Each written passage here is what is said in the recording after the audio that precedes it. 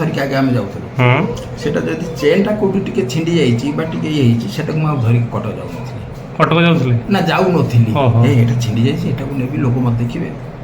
କିନ୍ତୁ ତାପରେ ପୁଣି ଆଇଲା ଛିଣ୍ଡା ବ୍ୟାଗ୍ ଧରିକି ଗଲେ ବି କେହି ଆଉ ପଚାରିବାର ନାହିଁ। ଏବେ ମୁଁ ଅଖା ଏଇ ଯେଉଁ ଆପଣଙ୍କୁ ଅଖା ବ୍ୟାଗ୍ ଧରିକି ଆମେ ପଳଉଛୁ, କ'ଣ ପାଇଁ? ଆଉ କିଛି ଚିନ୍ତା ନାହିଁ।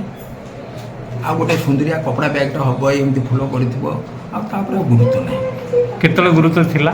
ସେଟା ଯେତେବେଳେ ଆପଣଙ୍କର 20 ବର୍ଷରୁ 40 ବର୍ଷ ଭିତରେ ଏଇସବୁ ଗୁଡ଼ା ଆମେ ଦେଖୁଥିଲୁ ବା ନୂଆ ନୂଆ ଚାକିରି କରିଥିଲେ। ନୂଆ ନୂଆ ଚାକିରି ସେତେବେଳେ ଯୌବନ ଅବସ୍ଥା ବୟସର ମେନ୍ କଥା ପ୍ରଭାବ ପଡ଼େ। ଆକ୍ଚୁଆଲି ଯେତେବେଳେ ଅଧିକ ବୟସ ହେଇଯାଏ ମଣିଷର ଅଭିଜ୍ଞତା ବି ତାକୁ ବଦଳାଇ ଦିଏ।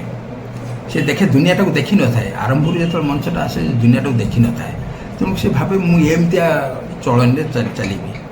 ଯେତେବେଳେ ବୟସ ଅଧିକ ହେଇଯାଏ ସେ ଦୁନିଆଟାକୁ ଦେଖି ସାରିଲା ପରେ ଜାଣିଲା ଯେ ଲୋକ ବି ଏମିତି ଚାଲୁଛନ୍ତି ଏମିତି କରୁଛନ୍ତି, ତାହେଲେ ମୋ କଥା କିଏ ପଚାରୁଛି। 40 ବର୍ଷ ବେଳକୁ ଆଉ ପରିପକ୍ୱତା ଆସିଯାଏ।